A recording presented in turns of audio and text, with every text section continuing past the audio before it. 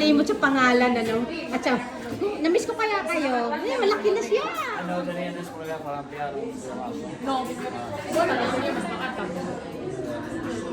Magbabait yan si Baitan. Bait-bait naman. Wow!